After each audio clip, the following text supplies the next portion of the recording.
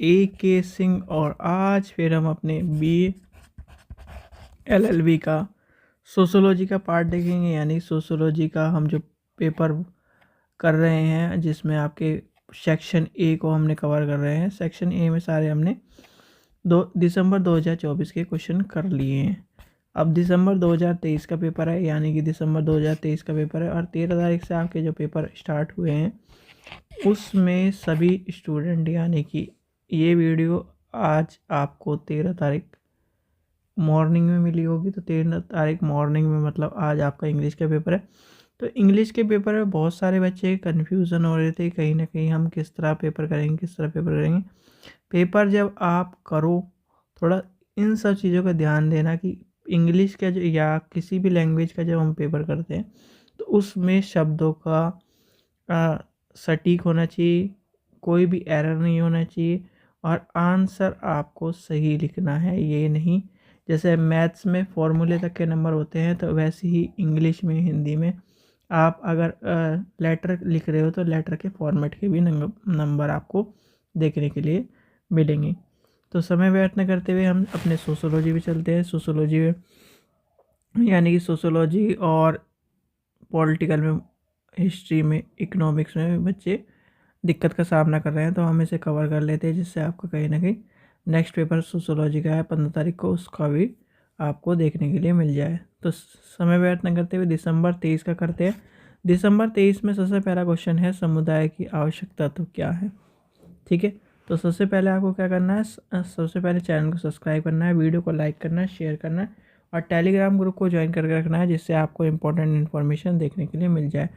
Important information आपको हमारे channel पर, जैसे आपका अभी एडमिट कार्ड के लिए बच्चे परेशान हो रहे थे कि एडमिट कार्ड कैसे निकलेगा, तो एडमिट कार्ड आपको बताया गया। तो अगर आप हमारे चैनल से जुड़े रहोगे तो आपको इसी तरह की इम्पोर्टेंट इन्फॉर्मेशन सबसे पहले आपको हमारे चैनल पर मिलेंगी। और हिंदी मीडियम वाले स्टूडेंट सभी, हमारे लॉ के जितने भी स्टूडेंट हैं वो अपना ध्यान रखें, सभी चीज़ों को अपने जो प्रश्न में बात कही गई है उसको लेके चले। जिस तरह से आपको आंसर राइटिंग में बताया गया उस आंसर राइटिंग में आपको लेके चलना है जिससे आप कहीं ना कहीं सारी आंसर को सटीक रूप से लिख पाओ और अच्छे नंबर प्राप्त कर पाओ। तो समय व्यर्थ न करते चलिए आज का क्वेश्चन को देखते हैं।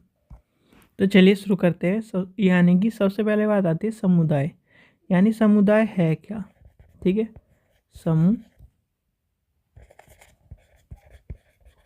समुदाय।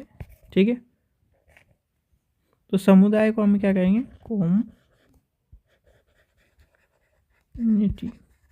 ठीक है, कम्युनिटी क्या है, यानी कम्युनिटी को केवल हम एक तरह से लोगों की भीड़ या कहीं ना कहीं हम व्यवस्थित समूह को रूप में नहीं देखेंगे। यानी कि कम्युनिटी, समुदाय एक पूर्ण समुदाय क्या है, समुदाय केवल लोगों की भीड़ नहीं बल्कि एक व्यवस्थित समूह होता है जिसके कुछ विशिष्ट लक्ष्य होते हैं।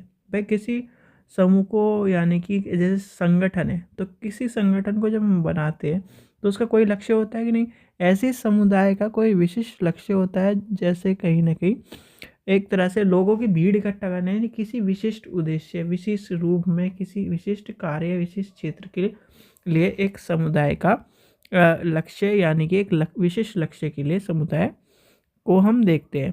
समाजशास्त्र के अनुसार यानी समूहों को समुदाय कहलाना, यानी कहला सकते हैं, एक तरह से कह सकते हैं।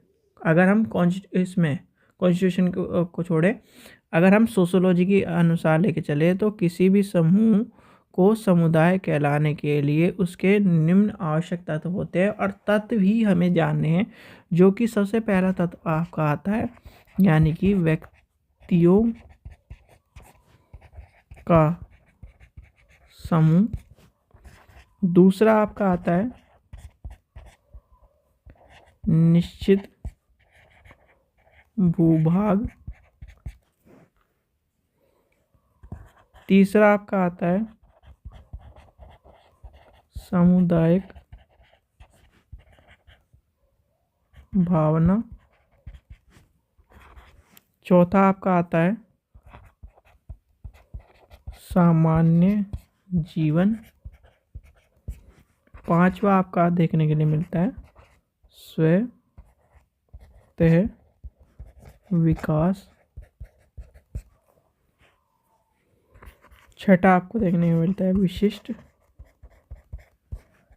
नाम।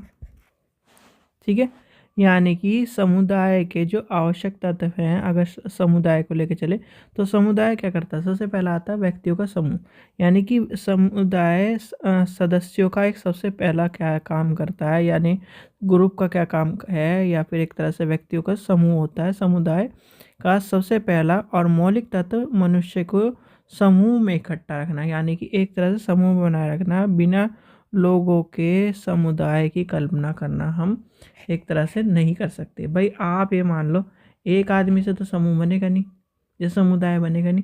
समुदाय के लिए तो व्यक्ति चाहिए, और व्यक्तियों का जो कहीं ना कहीं समूह होगा या फिर एक तरह से इकट्ठे होंगे, एक साथ मिल कर रहेंगे, तो कहीं ना कहीं समुदाय की आप क्या कर सकते हो। समुदाय के लिए आवश्यक क्या है? सबसे पहले व्यक्ति का होना। भाई व्यक्ति होगा तभी तो समुदाय बनेगा। फिर आता है कहीं ना कहीं निश्चित भूभाग। भाई जब कोई भी समुदाय की बात करते हैं तो समुदाय रहेगा कहाँ, इकट्ठा कहाँ पे होगा? एक क्षेत्र होगा, निश्चित भूभाग होगा।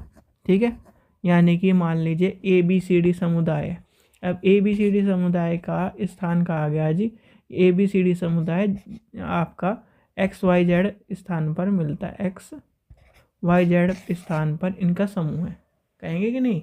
तो इस तरह से हम क्या कहेंगे, हम किसी भी समूह की बात करेंगे तो उसका कहीं ना कहीं एक निश्चित भूभाग आपको देखने के लिए मिलेगा। फिर आता है सामुदायिक भवन। ठीक है, यह समुदाय का मनोवैज्ञानिक और सबसे महत्वपूर्ण तत्व है। भाई किसी भी समुदाय का अगर भवन होगा कि हम किसी भी चीज़ को प्रेजेंट कर सकें, ठीक है, तो कहीं ना कहीं उसका क्या करता है, यानी कि जितना भी आपका भूभाग होगा, जो क्षेत्र होगा, वो जहाँ पर उससे प्रेजेंट करा जाएगा वो सारा इसमें आ जाएगा। फिर आता है सामुदायिक भावना। भाई सामुदायिक भावना का क्या कहना है कि सामुदायिक भावना कहीं ना कहीं आपके साइकोलॉजी से जुड़ी हुई है, यानी मनोविज्ञान से जुड़ी है, जो कि एक महत्वपूर्ण होती है। और इसमें क्या होती है? हम की भावना होती है। क्या होती है? दायित्व की भावना होती है, और निर्धारण की भावना आपको देखने के लिए मिलेगी कि ये हमारा है। ठीक है, जब आप कहते हो ना ये तो मेरे स्टेट का आदमी है, या फिर आप ये कहोगे कि मेरी जाति का आदमी है, तो मेरे यहाँ का आदमी है, तो इस तरह की जो भावना आती है वो इसी चीज़ से आपको देखने के लिए मिलती है। सामान्य जीवन, यानी समुदाय के लोग का रहना सहना, खाना पीना, रीति रिवाज, भाषा, संस्कृति लगभग एक जैसी आपको देखने के लिए मिलती है, क्योंकि वो एक क्षेत्र, यानी कि व्यक्ति कहाँ रह रहा है? एक क्षेत्र में रह रहा है। एक क्षेत्र में रह रहा है तो एक ही कहीं ना कहीं जब क्षेत्र में रहेगा तो एक जैसे आदमी मिलेंगे, और एक जैसे आदमी पड़ोसी होंगे तो एक जैसी भाषा होगी, और एक जैसी भाषा होगी तो एक जैसा ही रहन सहन और कहीं ना कहीं जीवन की बात देखने के लिए मिलेगी। स्वयता विकास, यानी कि नेचुरल ग्रोथ होते समुदाय को किसी भी सदस्य या कहीं ना कहीं, ठीक है, तो कहीं ना कहीं स्वयं विकास की भावना आपको देखने के लिए मिलेगी। फिर आता है विशिष्ट नाम। प्रत्येक समुदाय का अपना एक अलग नाम होता है, जो उसको कहीं ना कहीं औरों से अलग पहचान दिलाता है। जैसे कहीं ना कहीं आपने देखा होगा, कोई भी समूह ले लो, कोई भी समुदाय ले लो, कोई भी संगठन ले लो, एक यूनिकनेस नाम देखने के लिए मिलता है कि नहीं मिलता है? हिंदू सभा आपको देखने के लिए मिलेगा, और आर्य समाज है।